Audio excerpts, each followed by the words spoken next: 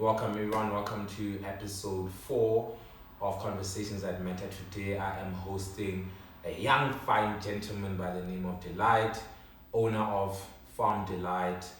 He is an engineer by profession, and I don't know, he might know the president, he might not know the president, but I will leave that to him.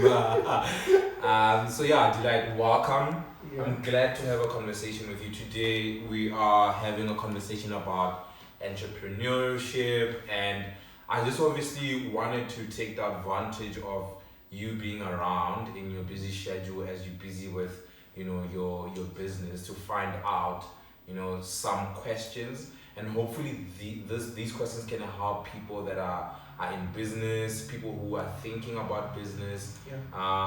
and hopefully they can learn from some of the stuff that you've realized, Yeah. and they don't have to go through that that learning cycle as well, and they Yeah, can yeah. just leverage and use what you've learned, right? So any additional introduction that you would like to give out to the world? Well, nothing much, but then good day, guys. I'm really honored and privileged to be engaging and sharing a little of what I know with you guys, and I hope and trust it will be beneficial. Awesome. So let's get started. So I just wanted to ask a very basic question, just around value, because I feel that value is one of the big things that if you're coming to customers, you Yeah. need to come with a solid value proposition, right? And so Yeah. I wanted to ask you, how have you adjusted in making sure that you offer a solid value proposition to your customers in the pandemic-ridden world that we are currently operating in? Okay. So first things first. When you go into business, you must have a foundation, Yeah. right? And our foundations are firstly legalities. Right, in this trying and testing times, you can't just go into the street and sell things. Yeah. You have to do so within the the constructs and the confines of the law. Yeah. You must have a permit, because if you don't, you'll be arrested, and your whole business ideas is futile because now you'll be behind bars. Yeah. Behind bars. So that's the first thing that you try. We have to get right. Get a permit before you trade. Yeah. Right. And then secondly, the basis and foundation of business for me is relationships, right? So you must value your client, right? You must value your client's health, Yeah. right? And client health for me is in two ways. At the moment is in two ways, Yeah. right? You must value their stomach, meaning that the quality of what you offer them has to be top notch, has to be top tier, right? So ensure that you get them the freshest product, because recently we were currently selling avocados. That's our business for the next 3-4 months. Yeah. It's avocados only, or less, maybe let's say 3 months. Yeah. Right? So try to get the freshest produce, or try to get the biggest avocados, the tastiest, and man, breathtaking stuff. Yeah. Right? So that's the thing. They must be healthy. One, they must be good in quality, and then client health also includes health seasoning. Right, in this season and time, we are going through the coronavirus and whatnot. So we have to ensure that need is also fulfilled on the part of their health. So we try to minimize the contact in delivery between us and our clients. Yeah. Right. So we ensure things like basic health, sanitizing our hands, ensuring that the client's hands are also sanitized before we deliver, before we exchange cash. But then a fortnight from now, we're trying to go into minimal cash contact, right? And that's transactional selling and purchasing. So we're gonna acquire a portable swiping machine, whereby our clients can just easily tap, easily swipe, and we'll just hand them over their order, right? So that minimizes us touching cash and filling with cash, because money is dirty. Yeah. No pun intended. How many people touch it in a You day? get what I'm saying. So that's our current value proposition. But then lastly, it's the issue of relationships. Yeah. So as a farm, right? As a farm, we try to provide our clients all year Yeah. with different produce, right? So from now it's avocados, and then a month or two from now we'll be dealing with like narikis and lemons, and then narikis, lemons, and oranges, and then from October, right, we'll be dealing with lychees and mangoes and whatnot. So we wanna ensure like an annual supply to our clients, month in, month out, week in, week out. And lastly but not least, we try to aim for like a longevity of supply. We want to deal with the same people like 20 years from now. Yeah. And how we do that is like playing with like the intangible and soft elements of trust. We have to build trust with like our clients. Yeah. You know, when you order, right, we have to trust that you'll be at the place where you're ordering and you actually have the money. Yeah. Right? And upon delivery, we issue our clients with a digital note for now, because once more we try to avoid contact. Yeah. Usually we print like sticky notes to thank our clients and give them a platform where they can rate us and compliment or complain about like our product, right? So that's what we're trying to do. We're trying to like work with the same people 10 years from now, and those are the small things that we're trying to offer, like personality, trust, quality of like our product, to retain them for the next 10 years, 20 years from now. Awesome. So I really like the some of the aspects that you shared with us. Number one, what stood out for me was that you are saying understand the environment in which you are operating, right?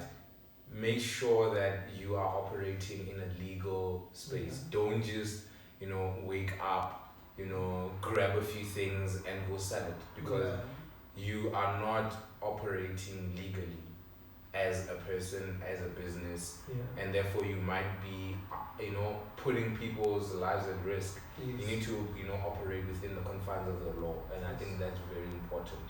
Another thing, I see you sort of offering a value proposition as well by having cross-sectional products, where you're saying, I'm not only going to be selling avocados.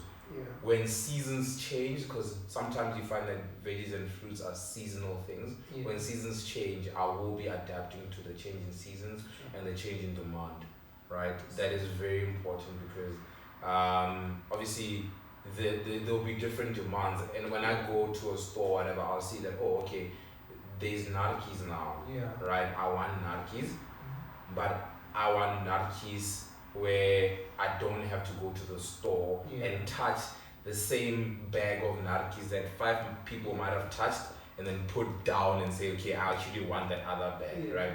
So I appreciate that. This is so weird.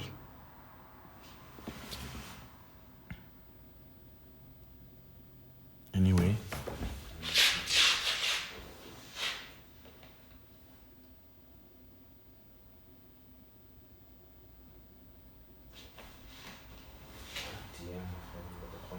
Continue on our business. I want to come last before. So yeah, G, so I have another question about your journey as an entrepreneur, right? So in your entrepreneurial journey, what is that one thing that you would say, if you could turn back the hands of time, you would change, and why would you change that thing? Okay. For me, like there's just one thing, right, that I'd love to change. So I'm an avid reader. I read a lot. I try to push maybe 4 or 5 books, and if I'm in a great space, 6 books a month, right? So what I've realized is that I've always known these things. That you can always try to like start a business, make money, and all those kind of things. But then one thing that I'd like to change is practical information. And there's like a word that I've recently invented for myself, and it's called infostation, which is like the manifestation of knowledge. So it's infostation, manifestation, information. Right? It's the blend of those 2 words. So what I would have loved to change is like practicing what I know. Right? I've always known that I can always like buy something, market and sell it like at a slightly a higher price and make a profit. Yeah. But then I don't think I've done that, man, for the longest of time. And I regret not studying something when I was still in varsity, when I was still younger, when I was still, had like a lot of time. So that's one thing that I would have loved to change, like studying something much younger, because that gives you like an even bigger opportunity to fail fast and learn fast and refine your ideas and make them work eventually. So practical information, practical knowledge, that's one thing that I would have liked to change. And the second thing, right, is the practice of principles, money principles, because money is governed by principles and nothing else. So with a business, right, you have to look at a few things, right? If I have a business and I'm making money today, that money is not necessarily mine. It's for the business, right? So if I'm making like let's say 1,000 for instance, at least 900 has to go to the business, back to the business, and your profit's only 100 rands. So what I would have loved to change back then is that for all the money that I made, I should have rather reinvested in the business and saved some for contingencies, because in business you'll always have emergencies. You'll always have like those kind of things that are like, I'm here, that you didn't plan for. And saving and reinvesting in a business automatically takes care of those things. So that's that, man. Like I should have practiced what I've known earlier and a little faster without like hesitating. When you get an idea in business, you go for it. You strike while the iron is hot. And principles, man. Principles. That's what business is all about. That's how you grow. You reinvest and you save. And in that way, you're enabled to actually make more money. Because this is how business like actually works for me, for what I've discovered, right? If I'm making 5,000 today, right, and I reinvest that money, it's easier for me to make 8,000 in 4 months.